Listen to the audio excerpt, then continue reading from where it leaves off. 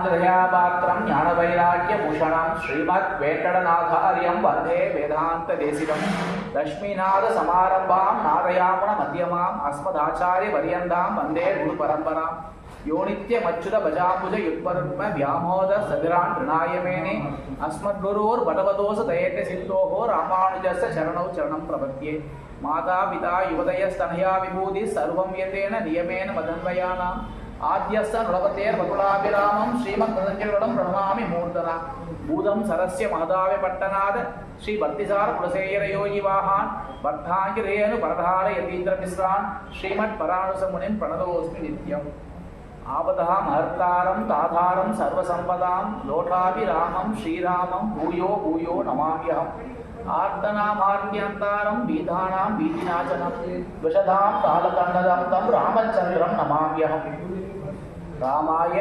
ராமபத்ராய ராமச்சந்திராய வேதசே ரகுநாதாய நாதாய சீதாய பதயே நமः.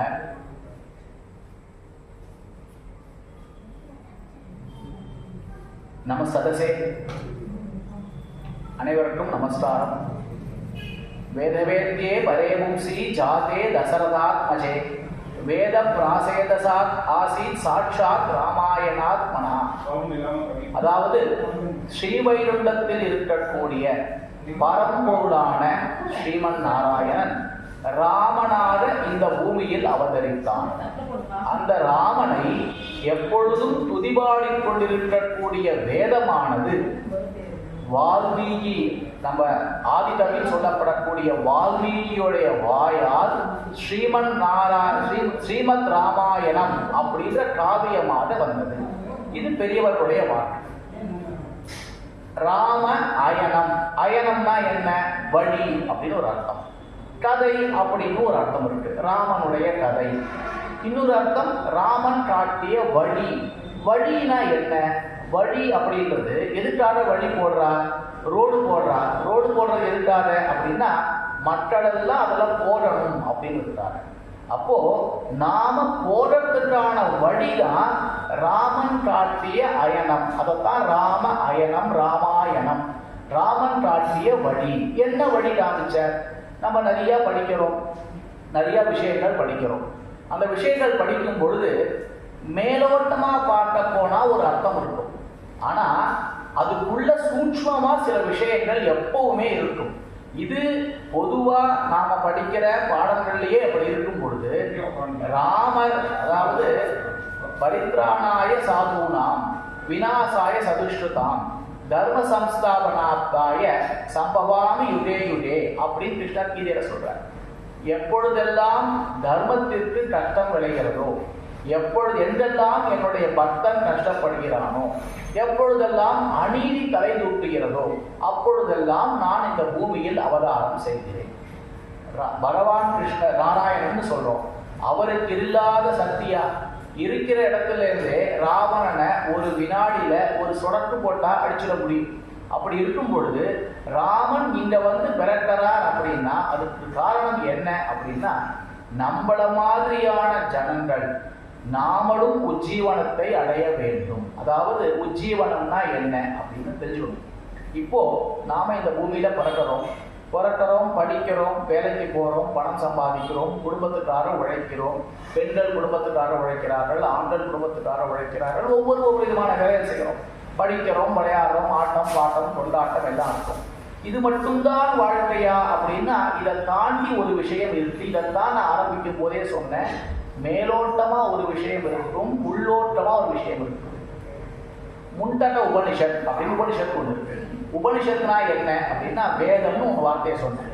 வேதம் அப்படின்றது என்னன்னா பகவானுடைய மூச்சு காற்று. பகவான் இருக்கும் வரை வேதம் இருக்கும். வேதம் எப்ப இருந்தது? பகவான் இருந்த காலத்திலிருந்து. அப்போ பகவானுடைய மூச்சு காற்று தான் வேதம். அந்த வேதம் நமக்கு ரெண்டு விஷயத்த சொல்றது.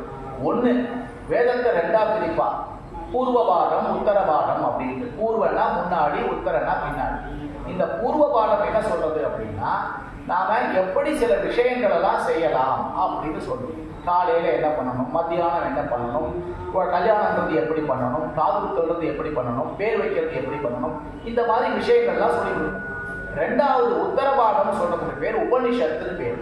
அந்த உபனிஷத்து என்ன பண்ணுது அப்படின்னா, யார் பரபிரம்மம், அந்த பரபிரம்மத்தை நாம் எப்படி தியானிக்க வேண்டும், அவரை நம்ம எப்படி கோவில வச்சு ஆராதனை பண்றது, எப்படி வீட்டில் அவரை ஆராதனை பண்ணலாம், அவரை எப்படி கொண்டாடலாம், அவரை எப்படி சேவிக்கலாம், அவருடைய பெருமை என்ன, புகழ் என்ன, அவருடைய குணங்கள் என்ன, இதெல்லாம் பற்றி சொல்றது வேதத்துடைய இரண்டாவது பகுதி. அது பேரு உபனிஷத்துன்னு பேர். நிறைய உபனிஷத்து இருக்கு. ஒவ்வொரு பாட்டையும் ஒவ்வொரு பேரா சொல்லுவா. முண்டன உபனிஷத்து, கடோபனிஷத்து, தைத்திரிய உபனிஷத்து அப்படின்னு நிறைய உபனிஷத்து இருக்கு. அதுல முண்டன உபனிஷத்துல ஒரு ஸ்லோகம் இருக்கு. என்ன ஸ்லோகம் சொல்றது அப்படின்னா, துவா சுபர்ணா சயூஜா சகாயா சமானாம் வீடுஷம் பரிஷஸ்வஜாலே தசோரண்ய பிப்பலம் ஸ்வாத் பக்தி அனன்யன் அர்க்கிய அபிசார சீதி. இது என்ன அர்த்தம் சொல்றது அப்படின்னா, ஒரு மரம் இருக்கு. அந்த மரத்துல ரெண்டு பட்சிகள், அதாவது பறவைகள் கொட்டாங்க. ஒரு பறவை அந்த மரத்துல இருக்கிற பழங்கள் எல்லாம் சாப்பிட்டு ஒளி குன்றி இருக்கு. இன்னொரு பறவை அந்த பழங்கள் எல்லாம் சாப்பிடாம நல்ல சக்தி தேஜஸோட இந்த பறவையே பார்த்துட்டு இருக்கு. இதுதான் அர்த்தம். இப்போ அர்த்தம் தெரிஞ்சிருச்சு. இந்த அர்த்தம் நமக்கு புரிஞ்சிருக்கிறதுனால நமக்கு எல்லாம் புரிஞ்சுதானா? இல்லை. இது என்ன சொல்ல வருதுன்றது தான் சூட்சமமான விஷயம். இப்போ நாம சொன்ன வாழ்க்கை, நான் சொன்ன முதல்ல ஆரம்பிக்கும் போது நமக்கு தெரிஞ்ச வாழ்க்கைன்றது என்ன? பள்ளிக்கூடத்துக்கு போகணும், ஒன்றாம் கிளாஸ் படிக்கணும், 2ஆம் கிளாஸ் படிக்கணும், 10வது படிக்கணும், டிகிரி படிக்கணும், ஏதோ படிக்கணும், பிஇ படிக்கணுமா, இல்லாட்டி ஐஐடி படிக்கணுமா, அமெரிக்காவில் போய் படிக்கிறோமா, என்ன படிக்கணும் தெரியும், படிக்கிறோம், டாக்டருக்கு படிக்கிறோம், வக்கீலுக்கு படிக்கிறோம், பணம் சம்பாதிக்க போகிறோம், கல்யாணம் பண்ணிக்கிறோம், குழந்தை பெற்றுக்கிறோம், திருப்பி வயசாகிறது, பேர குழந்தை வளர்க்குறோம், இப்படியே ஓடிடுது. இதுக்குதான் வாழ்க்கையா? இதுதான் மேலோட்டமான அர்த்தம். அப்போ உள்ள ஏதோ ஒரு அர்த்தம் இருக்கு. எதுக்காக பண்றேன், எதுக்காக இவ்வளவு கஷ்டப்படுறோம், நம்ம எதுக்காக இந்த மாதிரியான வாழ்க்கை, ஏன் இந்த மாதிரியான ப்ரொசீஜர்லாம் வச்சிருக்கா, கல்யாணம் பண்ணிக்கலன்னா என்ன கேள்வி போய் சொல்ல முடியல. ஏன் போய் சொல்ல முடியல? ஏன்னா கல்யாணம் எதுக்கு பண்ணிக்கணும்னு நமக்கு தெரியல. எதுக்கு படிக்கிறோம்னு கேட்டா சொல்றோம் பணம் சம்பாதிக்கிறதுக்கு. ஆனா எதுக்கு கல்யாணம் பண்ணிக்கிறோம் அப்படின்னா பல பேருக்கு பதில் இல்லை. அதனால தான் குழந்தைங்க இன்னைக்கு எதிர்கேள்வி கேட்கும் போது பதில் சொல்ல முடியல. ஏன் கல்யாணம் பண்ணிக்கணும் அப்படின்னா, அப்பதான் தர்மம் நம்மளை என்ன செய்ய சொல்லியிருக்கோ அதெல்லாம் செய்யறதுக்கான தகுதி நமக்கு வருது. அப்போ தர்மம் என்ன செய்ய சொல்லிருக்கு அப்படின்றது தெரிஞ்சுட்டாதான் நாம எதுக்காக பிறந்தோன்றதே தெரியும். இப்ப இந்த உபனிஷத்துல என்ன வார்த்தம் சொல்றது அப்படின்னா, ஒரு பறவை பழங்களை சாப்பிட்டு ஒளி குன்றி இருக்கிறது. பழத்தை சாப்பிட்டா தெம்பு வருமா, ஒளி குன்றுமா? தெம்பு வரணும் இல்லையா? இன்னொரு பறவை பழத்தையே சாப்பிடாம தேஜஸோட இருக்கான். அது எப்படி இருக்க முடியும்? பழத்தை சாப்பிட்டா தேஜஸ் வரணும், பழத்தை சாப்பிடலைன்னா டல்லா ஆடணும். அதுதான் நம்ம பார்த்துருக்கோம். இன்னைக்கு 10 நாள் டாக்டர் சாப்பிட சொல்லியாச்சுன்னா என்ன ஆயிடும்? இழைச்சு போயிடும். வீட்டில் பாட்டவெல்லாம் கேட்கிறாங்க, 10 நாளைக்கு உனக்கு விருந்து சாப்பாடு சாப்பிட்டாதான் நீ சரியாவே அப்படின்னு சொல்றா இல்லையா? அப்போ சாப்பிடலைன்னா தானே ஒளி குன்றணும். இந்த சாப்பிட்டா ஒளி குன்றுதே அப்படின்னா என்ன அர்த்தம் அப்படின்னா, இந்த பழங்கள்ன்றது என்னவா சொல்லப்படுறது அப்படின்னா, காரியங்கள், அதாவது செயல்கள். நாம செய்யக்கூடிய செயல்களுக்கு கர்மங்கள் அப்படின்னு பேர். காரியன்ற வார்த்தையை யூஸ் பண்ண இல்லையா? செயல்ன்ற வார்த்தைக்கு சமஸ்கிருதத்துல கர்மங்கள்னு பேர்.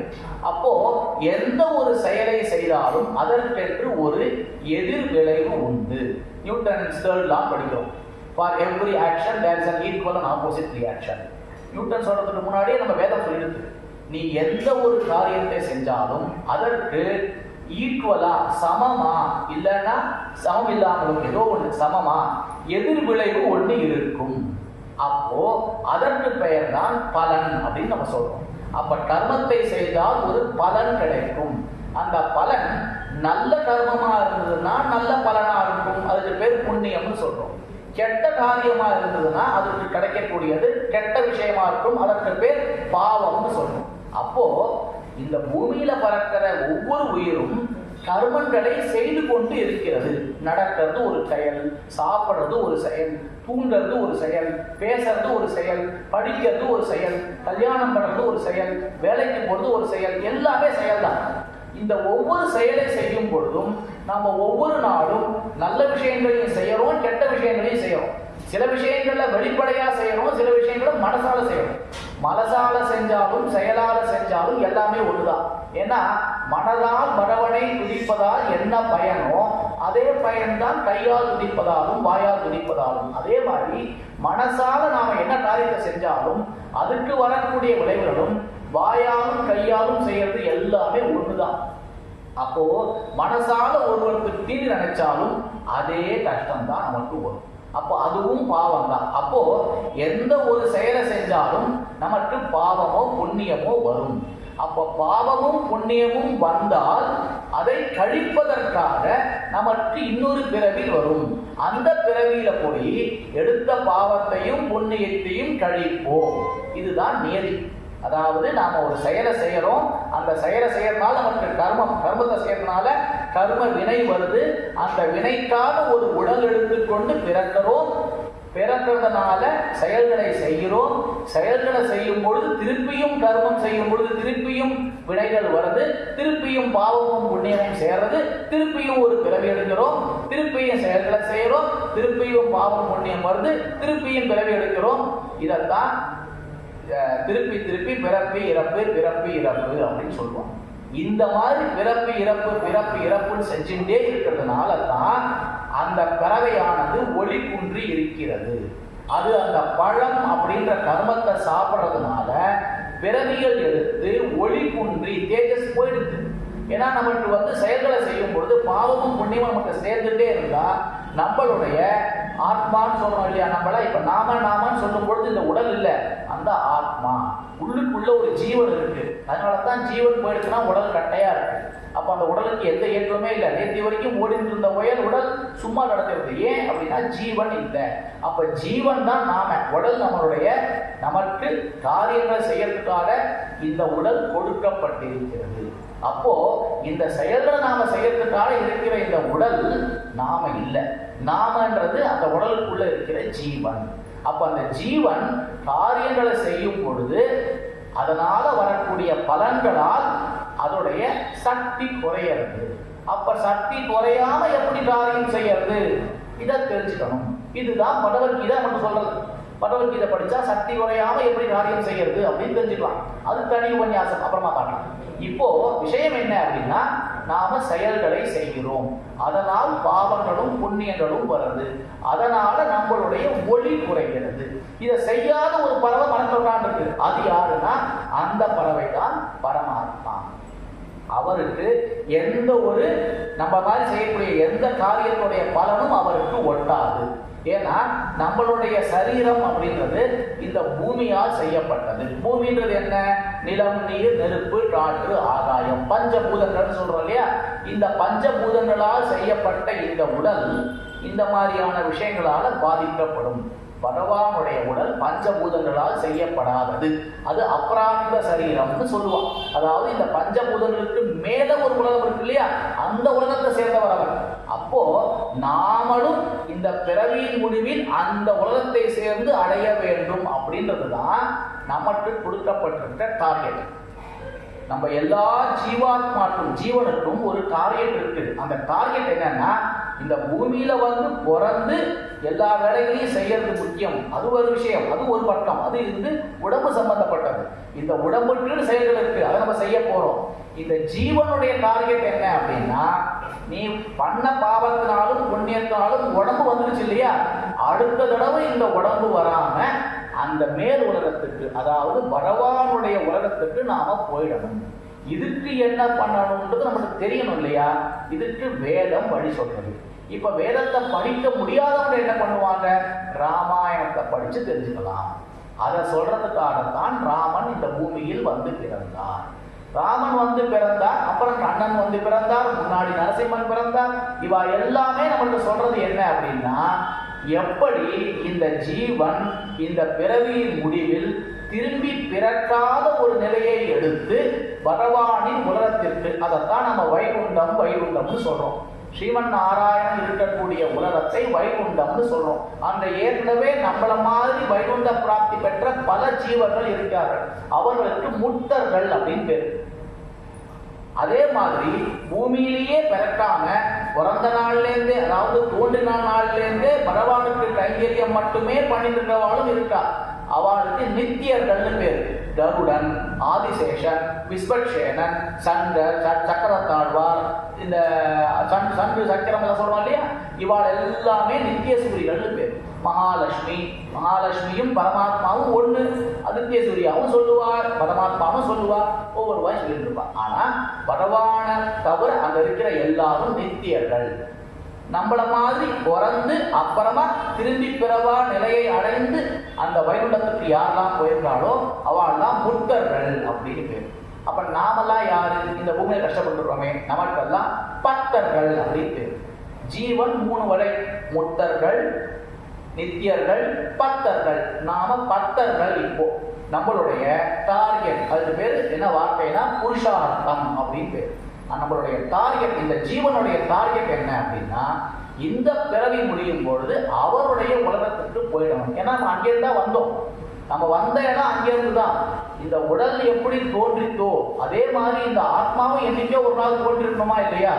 ஆனா அதை தோன்றது என்னன்னு தெரியாத அளவுக்கு பழமை வாய்ந்தது. அதைத்தான் சனாதனம்னு சொல்றோம்.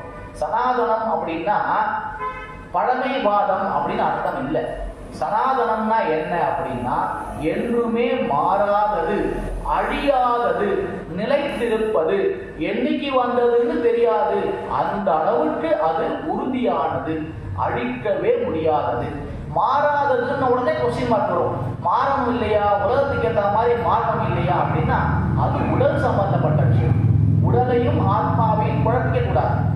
எப்படி பால் வேணும்னா பசு உடல் கிடைக்கும், அதே மாதிரி வேற ஏதாவது ஒரு தேவைன்னா பழம் வேணும்னா மரன்ற உடல் கிடைக்கும்.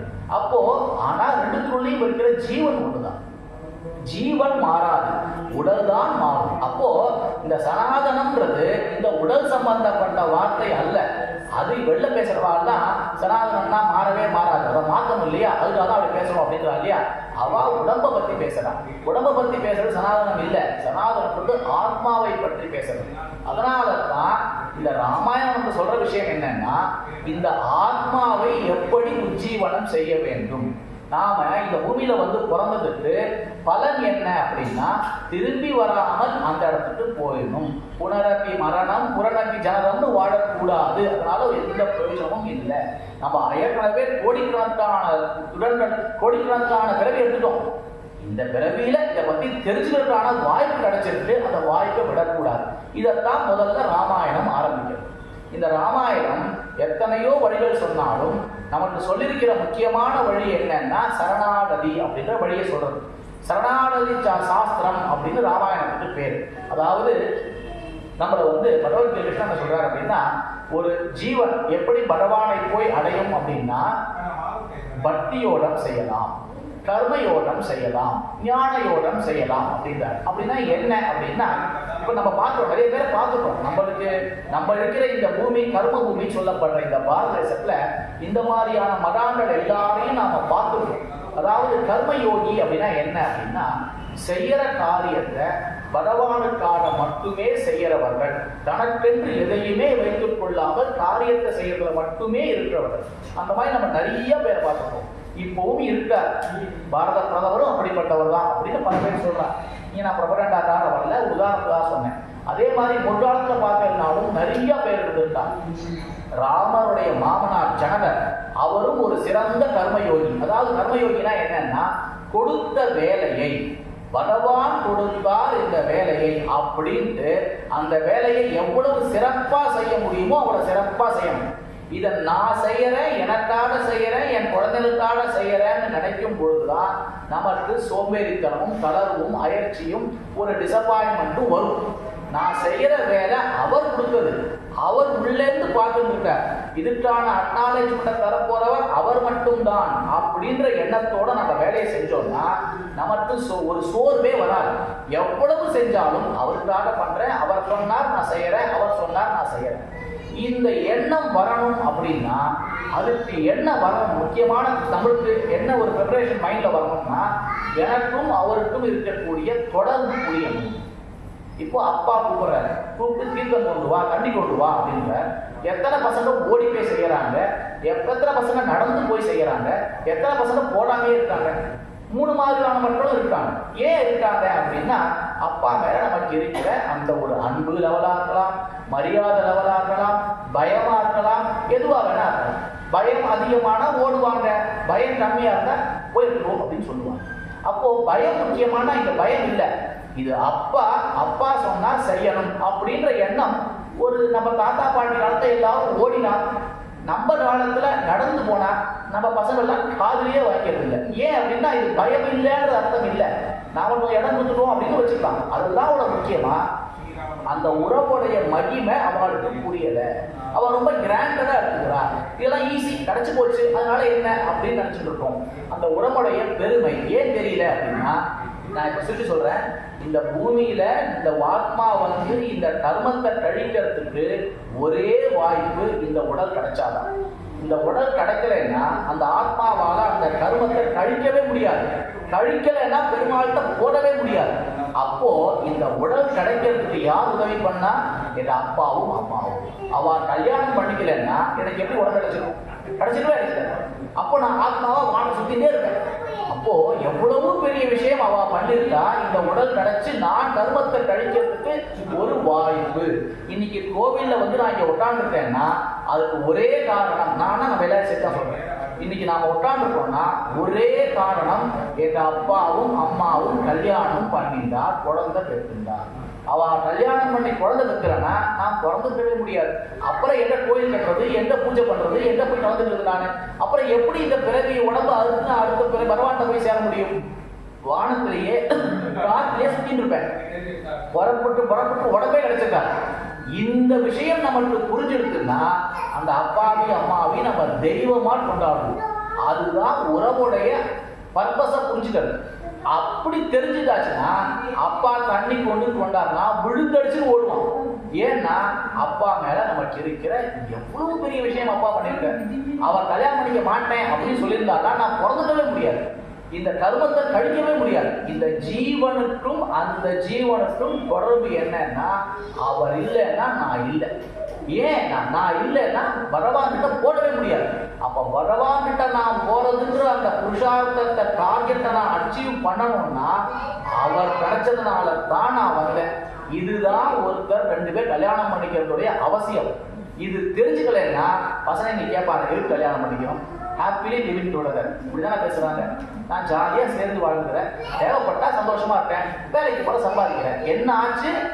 வேற ஒரு ஜீவன் தத்தளிச்சுக்கு மேல உடம்பு கிடைக்காம அந்த ஜீவன் கெஞ்சும் கதவும், எனக்கு உடம்பு வேணும், கல்யாணம் பண்ணிக்கோங்க. நாம கல்யாணம் பண்ணிக்காம உட்காந்து இந்த மாதிரியான விஷயத்தையும் புரிஞ்சுக்கணும். இதெல்லாம் தான் தாத்பரியம். நம்ம தர்மம் சொல்லக்கூடிய தாத்பரியங்கள் இதுதான். இதெல்லாம் சொல்றதுக்காக வந்ததுதான் ராமாயணம். இந்த ராமாயணத்துல பகவான் 4 பிறவிகளா பிறக்கிறார். எல்லாரும் தேவர்கள்லாம் போய் நாராயணன்ட்ட இந்த மாதிரி ராவணன் அழிச்சாட்டியம் பண்றான், நீங்க பிறக்கணும் அப்படின்னு உடனே நரசிம்ம அவதாரம்னா நரசிம்மரா மட்டும்தான் வந்தார். இரண்யாட்சம் கொலை பண்ணணும்னா வராக அவதாரமா ஒண்ணுதான் வந்தார். கம்சனை கொலை பண்றது கிருஷ்ணனா ஒண்ணுதான் வந்தார். இந்த அவதாரம் மட்டும் ஏன் 4ஆ வந்தார்? ஏன் ராமன் மட்டும் வந்தா போறாதா? காட்டுக்கு போனவர் அவர் தான், வதம் பண்ணவர் அவர் தான். எதிர்கால ராமன், லக்ஷ்மணன், பரதன், சத்ருகன் 4 பேரா பிறக்கணும். நமக்கெல்லாம் அண்ணன் தம்பியோடைய உறவு எப்படி காமிக்கிறதுக்காக பிறந்தார் அப்படின்னு ரொம்ப எளிமையா சொல்லிடுவோம். ஆனா அது இல்ல காரணம். அதை நான் திரும்பி சொல்லும் பொழுது எந்த ஒரு விஷயத்திலையுமே மேலோட்டமா ஒரு அர்த்தம் இருக்கு, உள்ளுக்குள்ள ஒரு அர்த்தம் இருக்கு. மேலோட்டமான அர்த்தம் என்ன? அண்ணன் தம்பி உறவு எப்படி இருக்கணும்னு ராமனும் லக்ஷ்மணனும் பரதனும் சத்ருகனும் வாழ்ந்து காட்டினார்கள். நாம எப்படி இருக்கணும் தெரிஞ்சுடுவோம். ஆனா நான் ஒரு ஜீவன், நான் இந்த உடம்புக்கு ராமாயணத்தை படிச்சு அண்ணன் தம்பி உறவு தெரிஞ்சுட்டேன். இந்த ஜீவன் என் கத்துட போறது, கத்துட வேண்டியது இந்த ஜீவன் இல்லையா? ஏன்னா நான் பகவானை போய் அடையணும்னா அண்ணன் தம்பி உறவு வச்சு நான் என்ன பண்ண போறேன்? அது இந்த உடம்பு. நான் வாழற வரைக்கும் அண்ணனுக்கு என்ன மரியாதை செய்யணும், தம்பியை எப்படி பார்த்துக்கணும், மக்களை எப்படி பார்த்துக்கணும், அது தெரிஞ்சிடும். ஜீவனுக்கு அப்ப என்ன பதில் அப்படின்னா அதுதான் முக்கியம். ராமன் என்ன செய்யறான் அப்படின்னா தர்மமே வழியாக வாழ்ந்து காட்டுகிறான். அப்போ இந்த ஒரு தனி ஜீவன் அப்படின்றது தர்மத்தை கடைபிடிக்க வேண்டும். தர்மம்னா தானம் இல்லை, தானம் வேற தர்மம் வேற. தர்மோ ரட்சதி ரட்சதி அப்படின்னு சொல்லுவாங்க. அதாவது என்னன்னா தர்மத்தை செஞ்சா தர்மம் நம்மளை ரட்சிக்கும் அப்படின்வாங்க. தர்மம் தலை காட்டும், தக்க சமயத்தில் உயிர் காட்டும் சினிமா பாட்டு கூட வந்திருக்கு. அவ எல்லாரும் என்ன நினைச்சுட்டோம்? நம்ம எல்லாரும் தர்மம்னா நம்ம பண்ற தானம் நினைச்சுட்டோம். தானம் இல்லை, தர்மம்ன்றது அனுஷ்டிக்கக்கூடிய ஒரு விஷயம். அனுஷ்டிக்கிறதுனா என்னன்னா செய்யறது. பொய் சொல்லாமல் இருப்பது ஒரு தர்மம். அப்பா என்ன சொன்னாலும் கேட்பேன் அப்படின்னு இருக்கிறது ஒரு தர்மம். தாய் தந்தையரை எதிர்த்து பேச மாட்டேன் அப்படின்னு இருக்கிறது ஒரு தர்மம். குருவை நிந்தனை செய்ய மாட்டேன், திட்ட மாட்டேன் அப்படின்றது ஒரு தர்மம். அதாவது பகவானுடைய பக்தர்களை அபச்சாரப்படுத்த மாட்டேன் அப்படின்றது ஒரு தர்மம். இந்த மாதிரி நிறைய தர்மங்கள் இருக்கு. அதுல பல தர்மங்கள். அஹிம்சை, மற்ற உயிர்களுக்கு எந்த கஷ்டத்தையும் கொடுக்க மாட்டேன், அது ஒரு தர்மம். பட்டு கொசு அடிக்க மாட்டேன், அது ஒரு தர்மம். அது ஒரு உயிர் தானே, அதை கடிக்கிறது நமக்கு, அதை அடிக்கிறது மட்டும் ரைட்ஸே கிடையாது. அப்ப கடிக்கிறதே சுவாமி அப்படின்னா, கடிக்கிறது அதோடைய தர்மம், அடிக்கிறது என் தர்மம் இல்லை. அடிக்க கூடாது. கடிக்காம இருக்கிறதுக்கு என்ன பண்ணிக்கணுமோ நாம் அதை செய்யலாம். களிம்பெல்லாம் இன்னைக்கு வந்துருக்கு, எடுத்து அடைக்கலாம், பூசு அடிக்காது. அப்படியே வந்துருக்குனா கூட சரி ஓகே, தெரியாம அடிச்சுட்டோம்னா அதோட நிறுத்தணும். ஒரு பேட்டை வச்சுட்டு ஒட்டாந்து முதல்ல ஒரு 500 கொசு கொலை பண்ணிட்டு அப்புறமா ஒட்டாந்து வேலையை ஆரம்பிக்கிறோம் இல்லையா, அதெல்லாம் தர்மம் ஆகாது. நம்மளை ப்ரொடெக்ட் பண்ணிக்கிறதுக்காக 1-2 விஷயங்கள் பண்ணிக்கலாம், தப்பு இல்லை. ஆனா இதையே வேலையா செஞ்சோம்னா தான் பிரச்சனை. இப்போ காட்டில் ஒருத்தர் நடந்து போயிருப்ப, சிங்கம் கடிக்க வருது, புலி கடிக்க வருது, கத்தி எடுத்து குத்திக்க, தப்பு கிடையாது. ஏன்னா உன் உயிரை காப்பாற்றிக்கிறதுக்காக நீ பண்ற.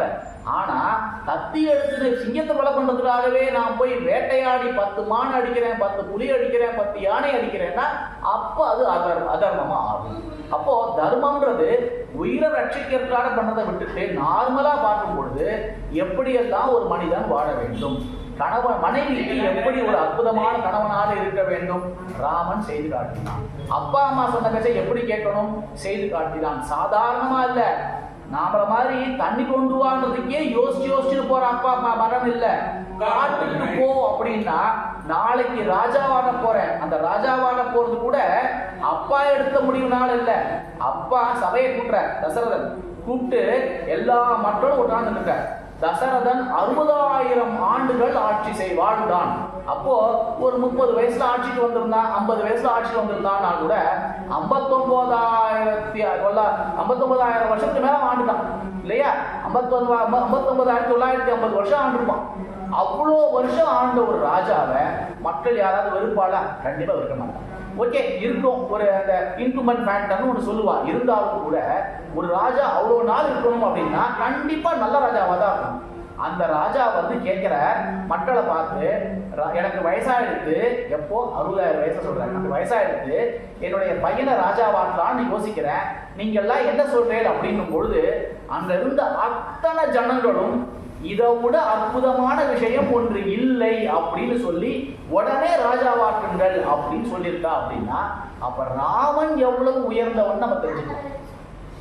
60,000 வருஷம் ஆட்சி செஞ்ச தசரதனை பிடிக்காம யாரும் சொல்லல, அவரை மாதிரி 1000 மடங்கு உயர்ந்தவன் ராமன். அந்த ராமன் வரதுக்காக நாங்கள் காத்துட்டு இருக்கோம் அப்படின்னு மக்கள் எல்லாம் ஏதோ வித்து ஆதரவு கொடுத்து இம்மீடியட்டா அவரை ராஜாவாக்குங்க அப்படின்னு சொன்ன ஒரு ராஜாவாகக்கூடிய ஒருத்தன். பொழுது விடிஞ்சா ராஜா அவனை கூப்பிட்டு, பொழுது விடியல, பொழுது விடிஞ்சாச்சு, காலையில இன்னொரு 1 hour மேக்சிமம் ராஜாவாக போற, கூப்பிட்டு காட்டுக்கு போ, 14 வருஷம் போ அப்படின்னா என்ன சொல்லுவார்? அப்பா அம்மாட்ட கொடுத்த வரதுக்கு நான் எதுக்கு போகணும்? ரொம்ப சிம்பிளான கேள்வி. யாருமே போக மாட்டான். காடெல்லாம் நாம நினைக்கிற மாதிரி இல்ல, பெரும் காடு. இன்னைக்கு இருக்கிற மாதிரி வெறும் சிங்கம் புலிலாம் இன்னைக்கு எண்ணிட்டு இருக்கோம் விரல்ல. 2 கை இருந்தா போறோம், மொத்த எவ்வளவு சிங்கம் இருக்கு, எத்தனை புலி இருக்கு இந்தியாவில் கண்டுபிடிச்சிடலாம். அப்ப அப்படி இல்ல. ராட்சசர்கள் இருந்தாங்க, பிரம்ம ராட்சசர்கள் இருப்பாங்க, மனுஷர்களையே சாப்பிடக்கூடிய ராட்சசர்கள் இருந்தாங்க. காடுன்றது இன்னைக்கு இருக்கிற மாதிரி ஏர்டெல் வைஃபை சிக்னலோடு இருக்காது, தண்ணி கிடைக்காது, என்ன இருக்குன்னு தெரியாது, சாப்பாடு கிடைக்காது, எந்த நிமிஷம் வேணாலும் உயிர் போகக்கூடிய அளவுக்கு பயங்கரமான மிருகங்கள் இருக்கக்கூடிய இடம் அந்த இடம். அந்த இடத்துக்கு போய் 14 வருஷம் இரு அப்படின்னா யார் போவான்? அதுவும் ராஜாவுடைய பையன், சாதாரண வீட்டு பையன் கிடையாது. ஆனா ஒரு வினாடி கூட யோசிக்காம, முடத்துல ஒரு சின்ன சலனம் கூட காட்டாம, அப்பா சொன்னார் நான் செய்யறேன் அப்படின்னு ஒரு பையன் போறான்னா அதுதான் தர்மம். இது உடலுக்கான தர்மமா நீங்க எடுத்துக்கலாம், ஜீவனுக்கான தர்மமாவும் எடுத்துக்கலாம். ஏன் அப்படி சொல்றேன்னா, அப்படி தர்மத்தை வாழ்ந்தாதான் நாளைக்கு பகவான்கிட்ட போய் நான் நின்று எனக்கு வைகுண்ட பிராப்தி கொடு அப்படின்னா என்ன கேட்பார்? நீ தர்மப்படி வாழ்ந்தியா அப்படின்னு செக் பண்ணுவார். இதைத்தான் கர்மயோகம்னு சொல்றது. அப்ப கர்மயோகம்ன்றது என்ன அப்படின்னா, தர்மத்தின்படி வாழறதுன்றது ஒரு விஷயம், அதுவும் ஒரு விஷயம். அதுல பல விஷயங்கள் இருக்கு, அதுல ஒரு முக்கியமான விஷயம் கர்மப்படி வாழறது, அதாவது தர்மப்படி வாழறது. ஏன் தர்மப்படி வாழணும்? தர்மத்தை சொல்றது வேதம். வேதம்ன்றது எது? பகவானுடைய மூச்சுக்காற்று. அப்போ பகவானுடைய வேதத்தை நான் கேட்காம ஏன் இஷ்டப்படி வாழ்ந்துட்டு அவர்கிட்ட போய் எனக்கு வைகுண்டம் கொடுக்கணும், கொடுப்பாரா? கொடுக்க மாட்டேன் இல்லையா? ரொம்ப ஈஸியான ஸ்ட்ரெயிட் ஃபார்வர்ட் ஆன்சர் இல்லையா? அப்போ ஏன் நான் வேதம் சொல்றபடி வாழணும்? இந்த பிறவியோடைய முடிவில் நான் அவர்கிட்ட போய் நிற்கணும், எனக்கு வைகுண்ட பிராப்தி கொடு அப்படின்னு நான் கேட்கணும்னா அவர் சொன்ன தர்மத்தின்படி நான் வாழணும். அதுதான் முதல் பாயிண்ட். அப்போ அவர் செய்யு சொன்னதை நான் செய்யணும், அவர் செய்யக்கூடாதுன்னு சொன்னதை நான் செய்யக்கூடாது. அப்படி இருந்தாதான் நான் கர்ம யோகியா வாழ்ந்திருக்கேன்னு அர்த்தம். அப்பதான் நான் தர்மத்தின்படி வாழ்ந்தேன்னு அர்த்தம். அப்படி நான் தர்மத்தின்படி வாழ்ந்தேன் அப்படின்னா தான் எனக்கு எலிஜிபிலிட்டியே வரும். அந்த மாதிரி ஒரு ஜீவன் என்ன தர்மத்தை ஃபாலோ பண்ணணும்? அப்பா அம்மா சொன்னா கட்டாம கேட்கணும். அப்புறம் பரதன் போய் கேட்கிறான், நீ வந்துரு, அப்பா தான் இறந்து போயிட்டாரே, நீ திரும்பி வந்துரு அப்படின்னா அப்படியெல்லாம் தர்மத்தை மாத்திக்க கூடாது. அப்பா சொல்லிட்டார், அவர் இன்னைக்கு இல்லைனாலும் இருந்தேனாலும் நான் செய்ய வேண்டியதை செஞ்சுதான் தீரணும். அப்ப நாளைக்கு என்ன சொல்லுவான்? அப்பா இறந்து போயிட்டான், ஓடி வந்தான் பத்தியா, இதான் அப்பா அப்பா அப்பா இருக்கும்போது ஒரு மாதிரி பண்ணுவான், அப்பா இல்லைன்னா வேற மாதிரி பண்ணுவான் அப்படின்னு சொல்றாள். அப்படி இருக்கக்கூடாது அப்படின்னு சொல்லி புத்திமை சொல்ற தம்பி, அப்படியெல்லாம் இருக்கக்கூடாது. அப்பா சொல்லிட்டார், நான் வாக்கு அவர்கிட்ட சொல்லிட்டேன். அவருடைய வாக்கு, அவர் உயிரோடு இருந்தாலும் உயிரோடு இல்லைனாலும் அவர் வார்த்தை பொய்க்கக்கூடாது. அந்த எனக்கும் அவருக்கும் இருக்க தொடர்ப என்ன பண்ணணும்? சொன்ன விஷயம் அந்த மாதிரி இருந்தார். அதே மாதிரி அவர் தசரனுக்கு 60,000 மனைவிகள் சொல்லுவார். ஆனா ராமனுக்கு ஒரு மனைவி. அவர் அப்படி வாழ வேண்டிய அவசியமே இல்லை. ஏன்னா அந்த காலத்துல, இந்த காலத்துலையும் கூட அப்படித்தான் இருக்கு, அந்த காலத்துல அதிகமா மனைவிகள் வச்சுக்கிறதுக்கு ராஜாவுக்கு பர்மிட்டட். ஏன்னா எத்தனை குழந்தைகள் வேணுமோ அவர் குழந்தைகள் பெற்றுப்பா. ஏன்னா எந்த நிமிஷம் எந்த குழந்தை போர் செத்து போகணும்னு தெரியாது. அப்போ அடுத்த பரிபாலத்துக்கு வரத்து ராஜ்யத்துக்கு ஆள் வேணும் இல்லையா? அந்த ஆள் வேணும்னா நிறைய கல்யாணம் பண்ணிப்பா, நிறைய குழந்தை பெற்றுப்பா. இந்த குழந்தை செத்து, இந்த குழந்தை ஒரு பேர்ல செத்து போடும், அந்த குழந்தை ஒரு போர்ல போடும். அதனால ராஜாக்களுக்கு அது பர்மிட்டட். அப்படி இருந்தும் கூட ராமன் ஒரு மனைவியை கல்யாணம் பண்ணி கொண்டான். அது திரேதாயுகம் நடந்தது. கிருதயுகம், திரேதாயுகம், துவாபர யுகம், கலியுகம். திரேதாயுகம்ன்றது இன்னைக்கு 15 லட்சம் வருஷத்துக்கு முன்னாடி. அப்பவே ராமன் ஒரு மனைவியோட வாழ்ந்து காமிச்சான். 60,000 மனைவி கல்யாணம் பண்ணிட்ட அப்பாக்கு முன்னாடி ஒரு மனைவியோட 11,000 வருஷம் ராமன் வாழ்ந்து காட்டுறான். அப்படின்னா நமக்கு எவ்வளவு பெரிய விஷயத்த சொல்ற. ஏன் அப்படி ஒரு மனைவியோட வாழணும் அப்படின்னா புலன்களை கட்டுப்படுத்த வேண்டும். நமக்கு ஆசைன்றது ஒருத்தர் கூட தான் இருக்கணும், பல பேர் கூட இருக்கக்கூடாது. அப்படி இருந்தா என்ன ஆகும்? அந்த ஆசைகளை அடக்க முடியாது. கரிகெட்டு ஓடும் மனசும் இந்திரியமும். இதெல்லாம் அடக்கணும்னா ஒரு மனைவி, ஒரு கணவனுக்கு ஒரு மனைவி அப்படின்றத அன்னைக்கே ராமன் செஞ்சார். அதுக்கப்புறம் தான் வந்த திரேதாயுகத்துக்கு அப்புறம் துவாபர யுகம். அந்த துவாபர யுகத்துல கூட பல பேர் பல கல்யாணம் பண்ணிட்டு இருந்தாங்க. நம்ம மகாபாரதத்தை பார்க்கும்போது கூட பல ராஜாக்கள் நிறைய கல்யாணம் பண்ணிருக்கா. சந்தனு பார்த்தா கல்யாணம் பண்ணிட்டார். பாண்டவர்களுடைய அப்பா அவர் எடுத்தாலும் அவரும் 2 பேர் கல்யாணம் பண்ணிட்டார். அப்படி எல்லாரும் நிறைய கல்யாணம் பண்ணிக்கிறார். ஆனா என்னைக்கோ வாழ்ந்த ராமன் நமக்கு என்ன சொல்லிட்டு போயிருக்கார்? இந்த ஜீவன் திருப்பி புரிஞ்சுக்கொண்டோம். உடலை பத்தி நான் சொல்லல. இந்த ஜீவன் ஒருத்தர் கூட தான் தன்னுடைய சுகத்தையும் துக்கத்தையும் அனுபவிக்க வேண்டும் அப்படின்றது அவர் எழுதி வச்சு அந்த மனைவிய எப்படி அன்பா இருக்கணும். அவர் எல்லாம் மரமே கண்டாயா, நதியே கண்டாயா, மானே கண்டாயான்னு போய் அழறார். எதுக்காக அழணும் அப்படின்னா அப்படி பாசத்தை மனைவி மீது வைக்க வேண்டும். இதெல்லாம் செய்யறோம், இல்லைன்னு சொல்லல. இன்னைக்கு காதலுடைய லெவல் தான் எங்கேயோ இருக்கு. ஆனா அதே சமயத்துல சண்டையும் அதிகமா இருக்கு. ராமர் சண்டை போட்டாரான சண்டைலாம் போடல. அது எப்படி வாழும்? நம்ம ராமாயணத்தெல்லாம் முழுசா படிச்சோம்னா நமக்கு அவளுடைய வாழ்க்கை வாழ்ந்த விதம் நிறைய தெரியும். அனுமார் போய் கேட்கும் போது சண்டை போட்ட எதையுமே சீதை சொல்லல. யுத்தத்தில் இருந்தாலும் கூட அவ சொல்ற விஷயங்கள் எல்லாமே பார்த்தோம்னா எவ்வளவு அந்யோன்யமா அவ வாழ்ந்துருக்கா. ஒரு மனைவி கூட அந்த காலத்துல வாழ்ந்துன்றது அவ்வளவு பெரிய விஷயம். இன்னைக்கு அது சட்டமா ஆக்கினதுனால நமக்கு ஈஸியா இருக்கிற மாதிரி இருக்கு. சட்டம் இல்லைன்னா என்ன ஆகும்? கண்ட்ரோலே இல்லாம இருக்கும். அவர் சட்டமே இல்லாத காலத்துல அவர் வாழ்ந்து காட்டுறாருன்னா அதுதான் நமக்கு சட்டம். ஏன்னா அதுதான் நம்மளுடைய தர்மம் நமக்கு சொல்ற விஷயம். இது அரசாங்கம் சட்டம் போட்டு செய்யணும் அவசியம் இல்லை. ராமன் எப்படி வாழணும்னு சொல்லியிருக்கார். அதே மாதிரி ஒரு அண்ணன் தம்பிகளை எப்படி நடத்தணும்? உடனை தம்பியாக ஏற்றுக்கொண்டார். சுக்ரீவனை தம்பியார் ஏற்றுக்கொண்டார், விபீஷனை தம்பியார் ஏற்றுக்கொண்டார் இல்லையா? இப்ப தம்பியார் ஏற்று என்ன பண்ணார்? ஒரு ராஜ்யத்தை வாலியை ஜெயிச்சு ராமர் வாங்குறார். சுக்ரீவனை பார்த்து உனக்கு பாதி எனக்கு பாதினா சுக்ரீவன் ஏதாவது சொல்லியிருப்பானா? ஒன்றும் சொல்லியிருக்க மாட்டான். ஏன்னா ராமனை ஜெயிச்சு அவனால வாங்கவே முடியாது.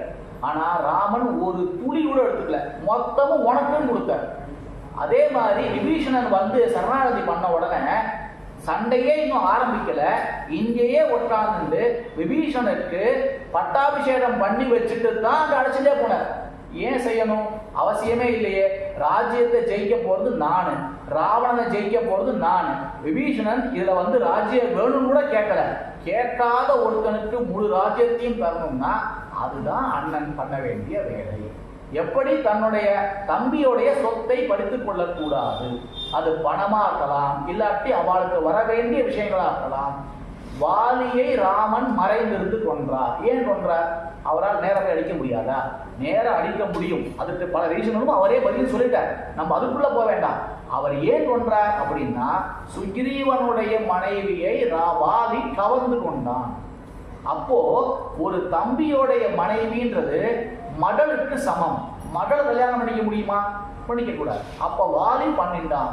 அப்போ அவனை அதர்மமா அடிச்சாலும் தப்பு இல்லை. இதுவும் ஒரு பதில். அவ்வளவு அதர்மியா இருக்கிறவனை அதர்மமா செஞ்சாலும் தப்பு இல்லை. அதுவும் ராமர் சொன்ன பல விஷயங்கள்ல ஒரு பதில். அப்போ ஒரு தம்பி அப்படின்னும் பொழுது அவனை லக்ஷ்மணன் காட்டுக்கு போறான். லக்ஷ்மணன் காட்டுக்கு போன உடனே திரும்பி சுமந்திரன் அப்படின்னு ஒரு தேர்வோட்டி, அவர் ஒரு மந்திரி, அவர் அழைச்சின்னு போறார் ராமனையும் லக்ஷ்மணையும் தேர்வோட்டின்னு. நான் ரொம்ப நேரம் டைம் எடுத்துட்டேன்னா மணி என்னாச்சு முடிச்சுது. அப்போ ராமன் லக்ஷ்மணன் அழைச்சின்னு போறார் காட்டுக்கு. அப்போ காட்டுக்கு அழைச்சின்னு போகும்போது சுமந்திரர் போயிட்டு அவர் சொல்றார், இந்த மாதிரி வந்து லக்ஷ்மணன் வந்து போயிட்டான், லக்ஷ்மணன் ராமன் காட்டுக்கு போயிட்டாங்க அப்படின்னு திரும்பி வந்து தசரதத்தை சொல்றார். அப்ப தசரதத்தை சொல்லும் போது லக்ஷ்மணன் என்ன சொன்னான் அப்படின்னு கேட்கிறார். அப்ப சொல்றாராம், எனக்கு இனிமேலேருந்து அப்பா வந்து ராமன் தான் அப்படின்னு லக்ஷ்மணன் சொல்றான்.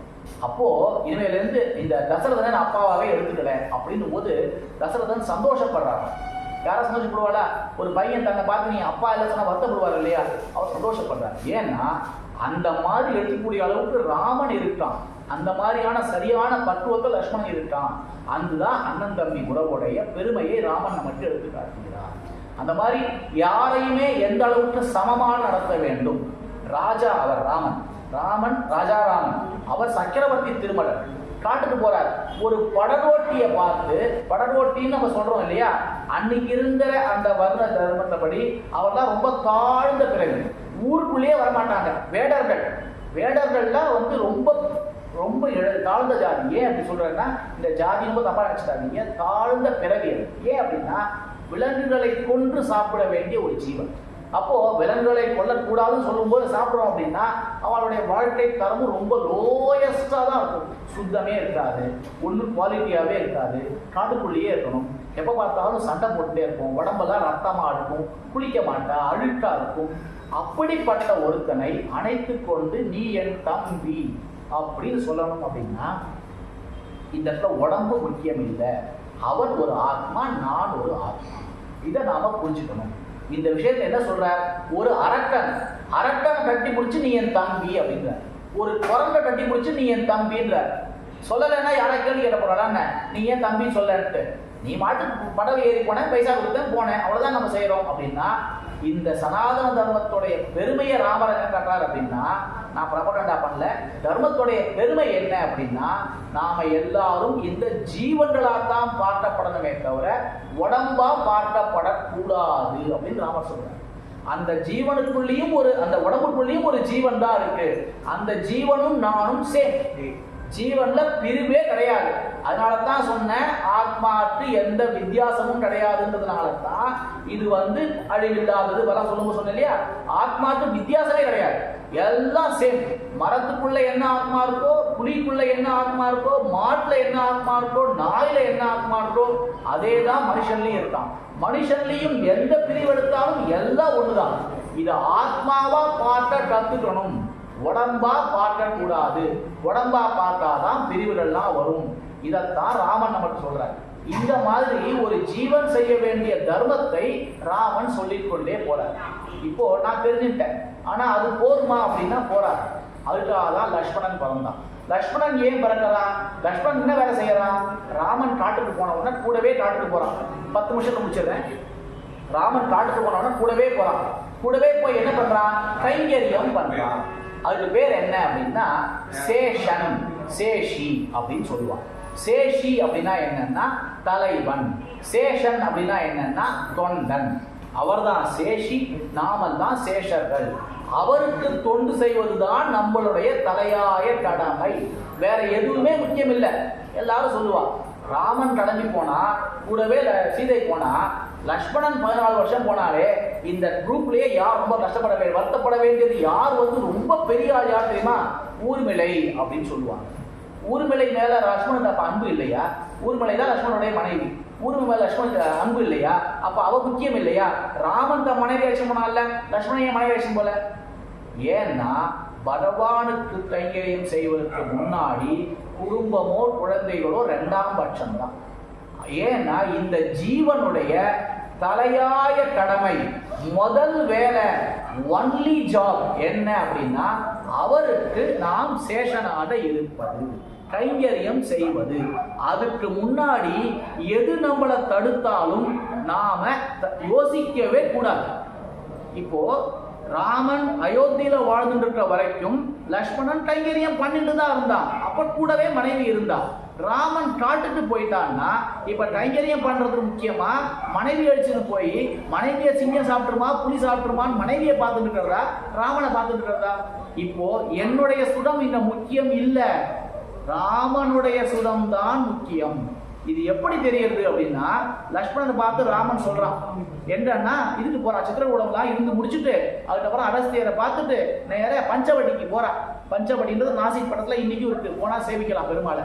அந்த இடத்துல என்ன சொல்றாருன்னா, லக்ஷ்மணா சீதைக்கு பிடிச்சா மாதிரி, எனக்கு பிடிச்சா மாதிரி, உனக்கு பிடிச்சா மாதிரி ஒரு நல்ல குடிசையை தயார் பண்ணு, நம்ம எல்லாம் தண்டலாம் அப்படின்ற. இதை கேட்டவங்க லக்ஷ்மணன் என்ன சொல்லணும்? ஆர்டர் பண்ணா செய்யறேன்னு சொல்லணும் இல்லையா? ஓன்னு அழறான். ஏன் அழறா லக்ஷ்மணா அப்படின்னு கேட்டா அவர் சொல்றாராம், உனக்கு பிடிச்சா மாதிரின்னு சொன்னேன், சீதைக்கு பிடிச்சா மாதிரின்னு சொன்னேன், கடைசியா ஏன் எனக்கு பிடிச்சா மாதிரி அப்படின்னு சொல்றேன்? நான் லக்ஷ்மணன் பிடிச்சா மாதிரி ஏன் சொல்றேன்? எனக்கு பிடிச்சதுன்னு ஒண்ணு கிடையாது ராமா, உனக்கு என்ன பிடிக்குமோ அதுதான் எனக்கு, உன்னுடைய ஆனந்தம் தான் என்னுடைய ஆனந்தம், எனக்குன்னு தனியா ஒரு ஆனந்தமே கிடையாது அப்படின்னு சொல்ற.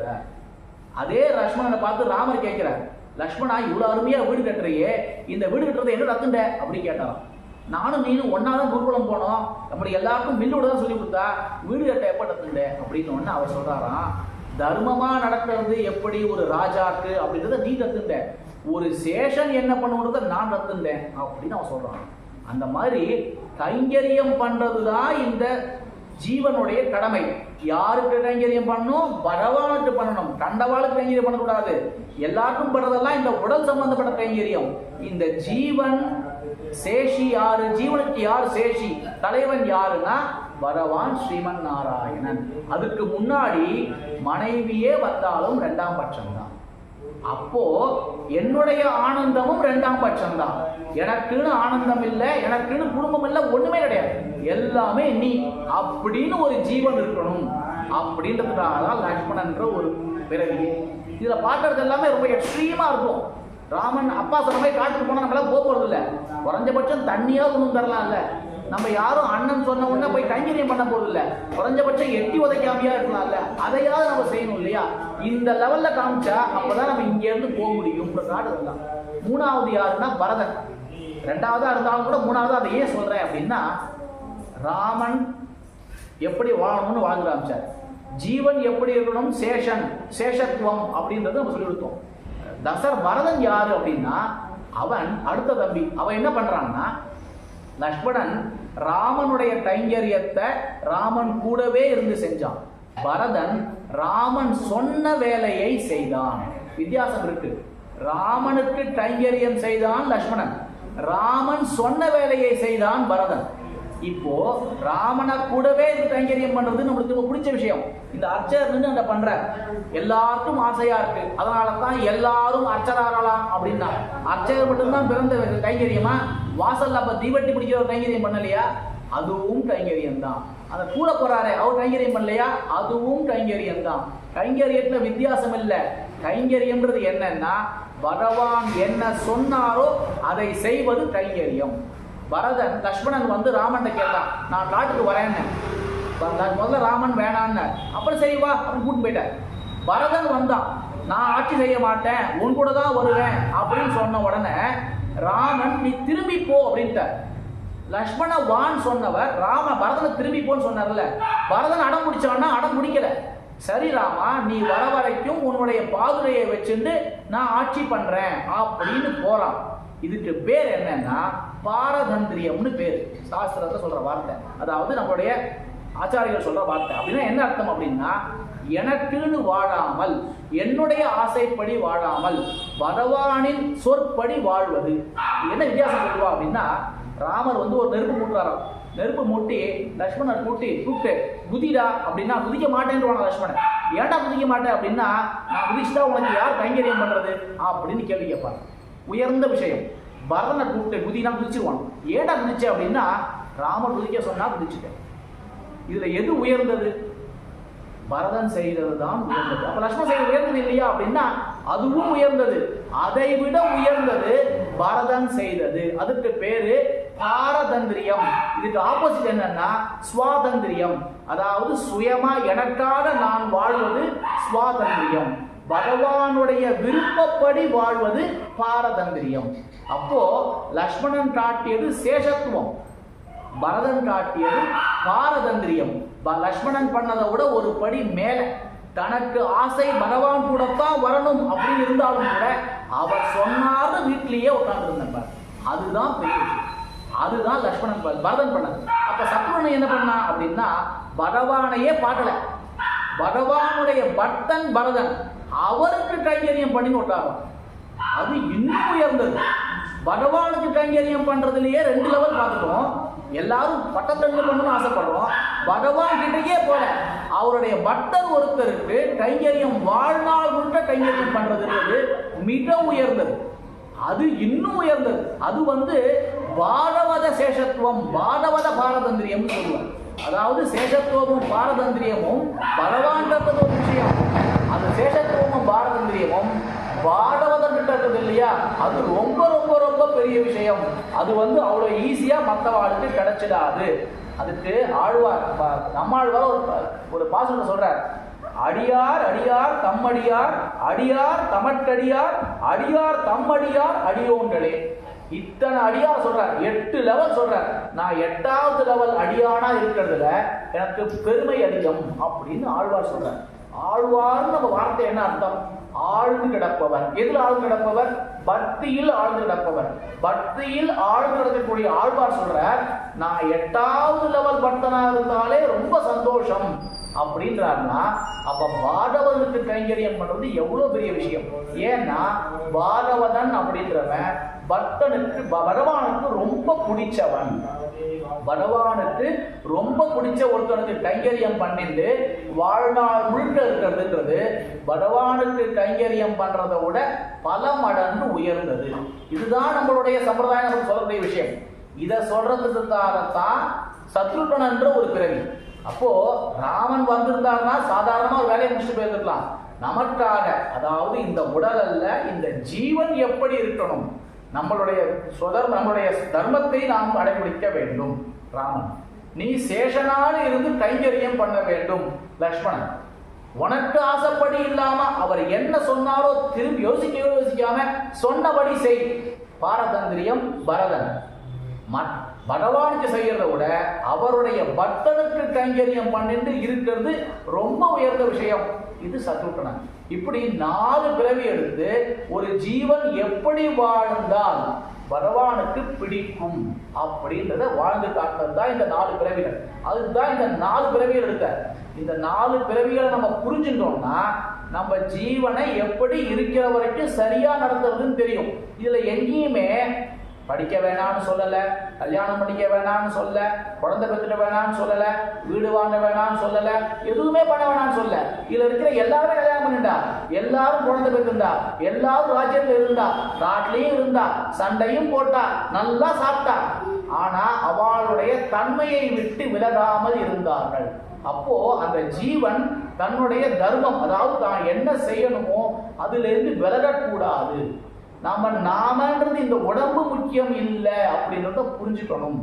கஷ்டப்பட்டு கோவிலுக்கு வரோம், கால் வலிக்கிறது, கஷ்டப்பட்டு கோயிலுக்கு வரோம். இப்ப கால் வலிக்கிறதுன்னு கோயிலுக்கு வராம வீட்டில் இருக்கணுமா? கால் வலிக்கிறதுன்னு வீட்லயே உட்காந்து அங்கேயே சேவிக்கணுமா?